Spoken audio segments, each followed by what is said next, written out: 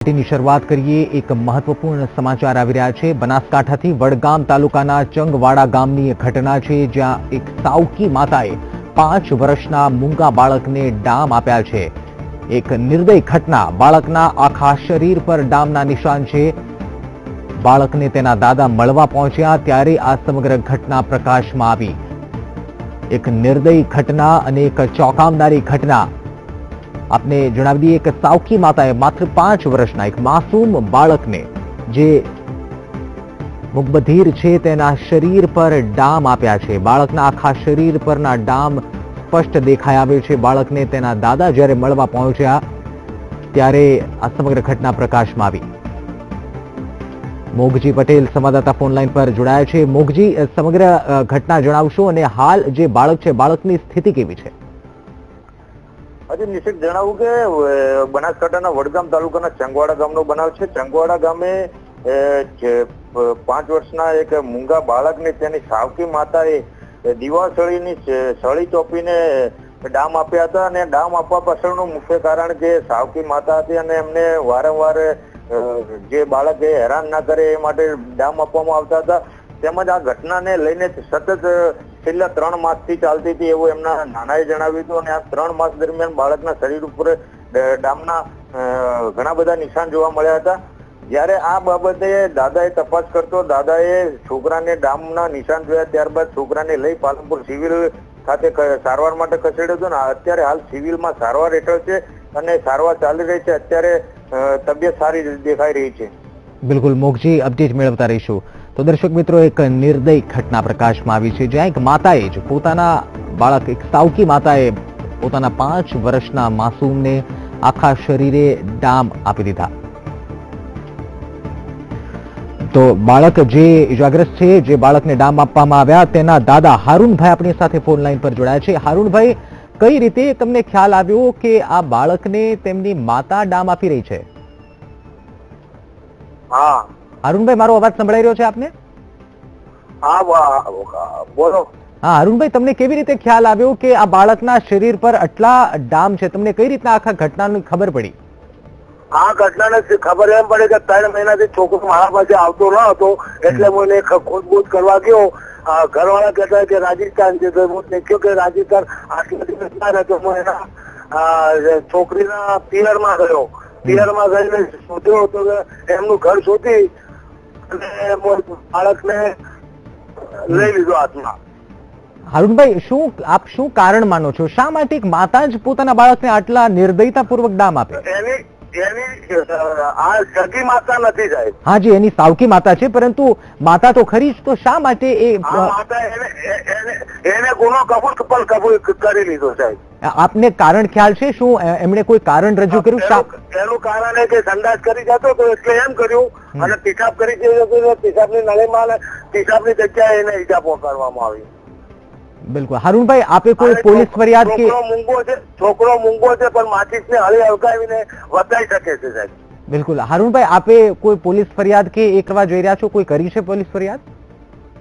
હા, પોલીસ કાપીમાં કાલે લેખિતમાં પોલીસ ફરિયાદ આપેલી છે સાહેબ। બિલકુલ હારૂનભાઈ, એ પણ જાણવા માંગુ છું કે આ જે બાળક છે તેમની તબિયત કેવી છે હાલ? હાલ દવાખાનામાં દાખલ છે, સારવાર હેઠળ સિવિલ હોસ્પિટલમાં દાખલ કરેલી છે। બિલકુલ હારૂનભાઈ, 3 મહિના આપ કહી રહ્યા છો, 3 મહિનાથી આ સમગ્ર ઘટના ચાલી રહી છે, તો 3 મહિના પહેલા શું કોઈ એવી ઘટના બની હતી કે અથવા તો કોઈ એવો ઝઘડો થયો હતો કે આ સમગ્ર 3 મહિનાથી જ કાર્ય શરૂ થઈ ગયું આવું એક ઘૃણાસ્પદ કાર્ય? 3 મહિના મોડ બાળકને હું દેખેલું હતું એટલે। જી બિલકુલ હારૂનભાઈ, ધન્યવાદ વીટીવી જોડે વાત કરવા બદલ ને હકીકત જણાવવા માટે। તો દર્શક મિત્રો, બાળકના દાદા આપણી સાથે ફોન લાઈન પર હતા। 3 મહિનાથી આ માસૂમ બાળકના શરીર પર અત્યાચાર ગુજારવામાં આવ્યો, ડામ આપવામાં આવ્યા। આપ સ્ક્રીન પર જોઈ શકો છો કે નિર્દયતાપૂર્વક એક સાવકી માતાએ તેને ડામ આપ્યા છે। હાલ પોલીસ ફરિયાદ હારૂનભાઈ લેખિતમાં આપી છે, અરજી આપી છે। તો પ્રવીણ ચાવડા સંવાદદાતા લાઈવ જોડાયા છે ન્યૂઝરૂમથી અમારી સાથે। પ્રવીણ, એક ઘૃણાસ્પદ, એક ચોંકાવનારી અને એક નિર્દય ઘટના પ્રકાશમાં આવી છે। કદાચ આ ઘટનાથી ઘણું બધું સાબિત થઈ શકે છે। આપને લાગે છે કે આ જે સમગ્ર ઘટના ઘટી છે તેની પાછળ એક માનસિક જે સ્થિતિ છે એ પણ જવાબદાર છે, કારણ કે કારણ જે એના દાદા જણાવી રહ્યા હતા કે કારણ માત્ર એટલું હતું કે તે મળમૂત્ર કરી જતો હતો. બાળક જે સામાન્ય રીતે નાનું બાળક કરી જતું હોય છે, એ જ કારણથી તેને આટલું નિર્દયતાપૂર્વક ઘા મારવામાં આવ્યા છે. જી ચોક્કસથી જે પ્રકારે ઘટના બની છે એક નિર્દયતા ભર્યું આ પગલું છે. અને કહેવાય છે કે મતલબ આપણે ત્યાં એક કહેવત છે કે માતે માં બીજા બધા વગડાના વાહ, પરંતુ આ કહેવતને આજે ખોટી સાબિત કરે એવો કિસ્સો, સંસાર થાય એવો મતલબ એક કિસ્સો સામે આવ્યો છે. અને એક સાવકી માતાએ પોતાના 5 વર્ષના પુત્રને બેરહેમીપૂર્વક એટલે મતલબ દીવાસળી ચાપી, એટલે આ એક મતલબ એનું મોત નીપજાવા સુધીનો એક આખો મતલબ મામલો છે કે એનું મોત પણ થઈ શકે છે એને દીવાસળી ચાપતા. તો એક આટલા સુધી એક માની મમતાને ના કઈ થયું અને માની મમતા લાજે એવો આ એક કિસ્સો સામે આવ્યો છે. અને જે સમગ્ર ગામ છે, ગામમાંથી પણ કોઈનો અવાજ ના ઉઠ્યો આ સમગ્ર ઘટના ઉપર. અને આ જે તંત્ર છે, તંત્ર પણ હજુ સુધી ત્યાં પહોંચ્યું નથી. અને જે આ બાળક છે, બાળકને હોસ્પિટલ ખસેડવામાં આવ્યું છે. તેના નાના છે, આ તો નિર્દય બાળક છે, બાળક કઈ બોલી શકતું નતું. અને આટલા સમયથી છેલ્લા 3-4 મહિનાથી આ જે સાવકી માતાનો છે અન્યાય સહન કરી રહ્યું હતું અને તેનો મતલબ અત્યાચાર સહન કરી રહ્યું હતું.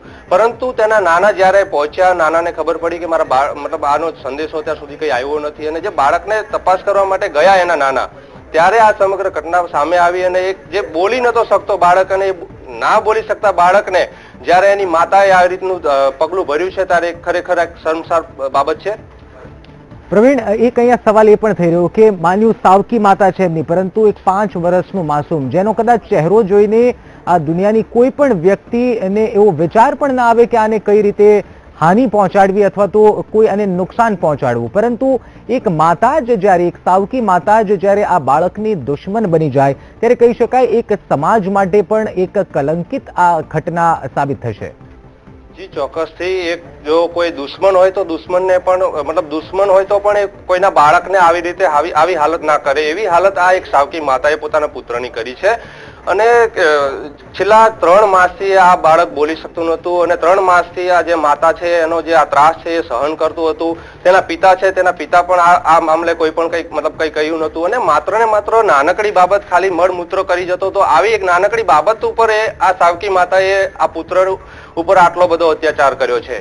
એટલે કહી શકાય કે આ જે ઘટના છે એ આ સમગ્ર સમાજ માટે એક દાખલારૂપ છે.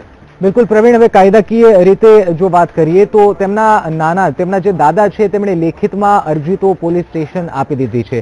શું અહીંયા તંત્રની પણ જવાબદારી બને છે કે આવા પ્રકારની માનસિકતા ધરાવતી વ્યક્તિ હોય, જે આપણે એમની સાવકી માતાની વાત કરી રહ્યા, આવા પ્રકારની માનસિકતાની ધરાવતી વ્યક્તિ ઉપર કાયદાકીય રીતે પણ ઠોસ પગલાં લેવા જરૂરી છે? કારણ કે જો આવી વ્યક્તિ સમાજમાં ખુલ્લેઆમ ફરે છે તો કાલ ઉઠીને કદાચ શક્ય છે કે કોઈ બીજી વ્યક્તિને અથવા તો માસૂમને પણ હાનિ પહોંચાડી શકે છે. જી ચોક્કસથી. આ જે પ્રકારે ઘટના બની છે એને લઈને જે મતલબ તંત્ર છે અત્યારે હાલ આ આપણે જે અહેવાલ બતાવ્યો છે એનાથી કદાચ તંત્ર જાગ્યું હશે થોડું ઘણું, પરંતુ આટલા સમયથી કેમ આ થઈ રહ્યું હતું? એક બાળક ઉપર અત્યાચાર આટલા લાંબા સમય સુધી શા માટે થઈ શક્યો? કેમ કોઈ સંસ્થા આગળ ના આવી? કેમ કોઈને એવું ના થયું કે આ બાળક ઉપર આવી રીતનો અમાનુષી ભર્યું વર્તન થઈ રહ્યું છે? બાળક ઉપર મતલબ આવી રીતે બેરહેમીપૂર્વક એને એક સળીથી મતલબ સળગાવવામાં આવી રહ્યો છે, એની ચામડી બાળવામાં આવી રહી છે. અત્યારે હાલ બાળક મતલબ હોસ્પિટલમાં મતલબ એક એવી પરિસ્થિતિથી ગુજરી રહ્યું છે કે એ પીડા એની પોતાની કોઈને કહી નથી શકતું, માત્ર એની પાસે રડવા સિવાય કોઈ વિકલ્પ નથી. ત્યારે જે આ સામાજિક સંસ્થાઓ છે એ લોકોએ જાગવું જોઈએ, અથવા તો જે તંત્ર છે, જે સમાજનું ભવન છે એમના દ્વારા, અથવા તો જે કોઈ પોલીસ છે, પોલીસે પણ આમાં આગળ આવીને કાયદેસરની કાર્યવાહી કરવી જોઈએ. અત્યારે હાલ તો જે બાળકના નાના છે, નાના દ્વારા ફરિયાદ કરવામાં આવી છે, પરંતુ માત્ર ફરિયાદથી પૂરું નથી થતું. ફરિયાદ સિવાય પણ આજે મતલબ ઉદાહરણ બેસાડવું જોઈએ કે આ પછી કોઈ આવી એક માતા બીજી ના પેદા થાય કે જે આવા પોતાના બાળક ઉપર આ હદે જઈને વર્તન કરી શકે. બિલકુલ પ્રવીણ, દાખલારૂપી એક કિસ્સો બેસાડવો જરૂરી છે. ધન્યવાદ પ્રવીણ અમારી સાથે જોડાવા બદલ. તો એક અમાનુષી વર્તન સાવકી માતાનું, અને એ 100% સાચી વાત છે અહીંયા કે હવે NGO જે આવી સંસ્થાઓ છે એમને પણ આગળ આવવાની જરૂર છે. એમને પણ પોતાનું જે કાર્ય સમાજ માટે કરતા આવ્યા છે તો વધુ એક કાર્ય એક બાળક, એક માસૂમ માટે આગળ આવવાની જરૂર છે. તો બીજી તરફ તંત્રએ પણ આગળ આવવાની જરૂર છે.